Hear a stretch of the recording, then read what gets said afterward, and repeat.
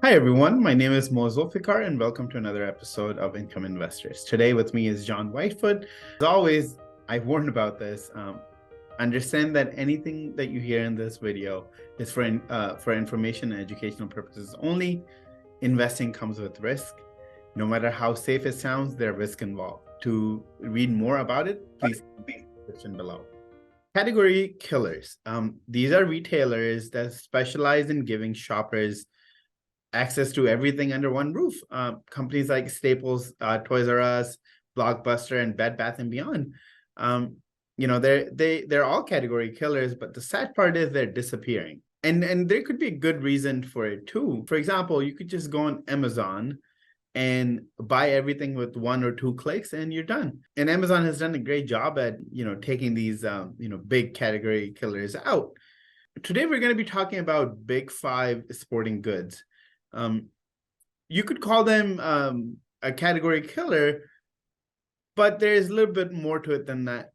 So now, John, if you want to tell me why should we even bother talking about big five sporting goods when we're talking about income and everything around it?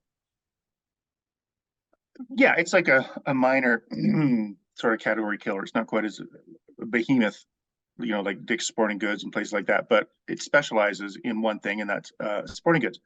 But I don't think it'll go the way of Radio Shack or company like that, because it's sort of like one of those type of, especially retailers that people like to, they sell products that people like to hold and touch and experience before they buy it. So I think that's why Big Five Sporting Goods will continue to do as well as they do. They're actually one of America's top retailers of name brand sporting goods and accessories with 430 locations spread throughout 11 Western states. The name Big Five comes from the first 5 stores the company actually opened in California. This store sells everything you'd expect a sporting goods store to sell, from athletic apparel, shoes, accessories, equipment for team sports, tennis, golf, snow sports, camping, hunting, fishing, everything.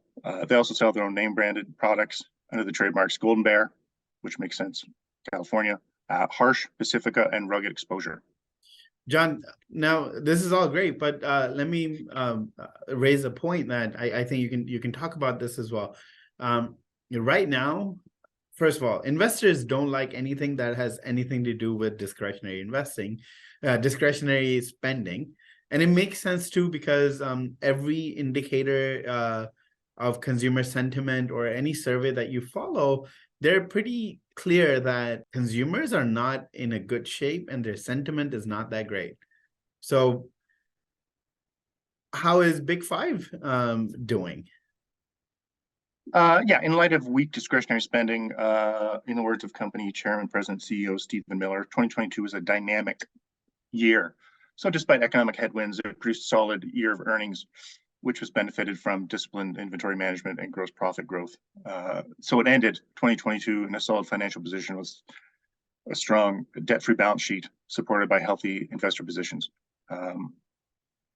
It wasn't all champagne and caviar. 2022 sales were actually down 14%.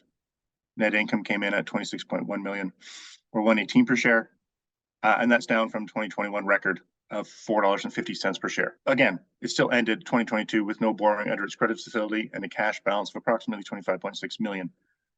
And keep in mind, despite the discretionary spending and economic headwinds, in fiscal 2022, Big Five still opened 2 new stores, relocated 1 store, and closed 1 store, ending the year with 432 stores. As for 2023, the company still remains optimistic. It expects to open approximately 5 new stores, and relocate 1, and close approximately 2 stores. Tell me a little bit about how is Big Five expected to do when it comes to their financials in the first quarter of 2023? Macroeconomic headwinds are still expected to negatively impact its results in the first quarter, with same-store sales projected to decrease in the mid-single-digit range. Mind you, that's far better than fourth quarter of 2022, where same-store sales decreased 13.2% year over year. So things are definitely getting better. Fiscal 2023 first quarter earnings per share is expected to be in the range of -2 to +6 which compares to fiscal 2022 first quarter earnings of 41 cents per share. Again, the company expects macroeconomic headwinds to impact discretionary spending over the near term, by the very nature that it's opening 5 new stores this year, it means it's pretty optimistic. And to continue to combat inflationary headwinds, it's also proactively controlling its inventory levels, managing expenses, and maintaining healthy merchandising margins. And you know, it's actually good to know that the management is proactive. Usually, you know, where the management is not, you know, proactive and, you know, they're not really taking actions, you got to be careful there. But here, you know, management is cutting expenses and controlling inventory, and that's good to know. Now let's dig into about, you know, how is their dividend like? Has their dividend been impacted because of what's happening at the company and overall consumer spending situation? Again, as noted, economic, headwinds are cutting back on discretionary spending temporarily, but the company's dividend has actually weathered the industry better than most. In fact, it's been providing investors with a growing high yield dividend for years. In March, most recently, it paid out a cash dividend of 25 cents per share, or $1 on a quarterly basis, for a yield of 12.4%. And that's, almost triple the inflation rate of 4.9%. And that payout is safe. The ratio is 84.5%, which is comfortably below the 90% threshold I think I can stomach. So it gives it enough financial wiggle room to continue to pay it and potentially increase it as well. And longer term, the company's payout is up substantially since before the pandemic. In 2019, it paid 5 cents per share and per quarter. And then actually during the pandemic, it doubled its payout to 10 cents per share.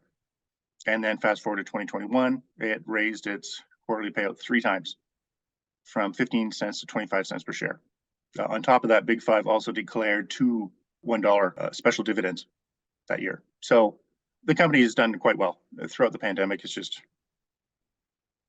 a matter of slowly getting out of the current economic conditions, but it's well prepared to take advantage of the industry tailwinds. All right, John, thank you so much for talking about Big Five. Just to recap, Big Five is a retailer that's overlooked, and it actually provides a solid dividend income, and its fundamentals seems to be improving.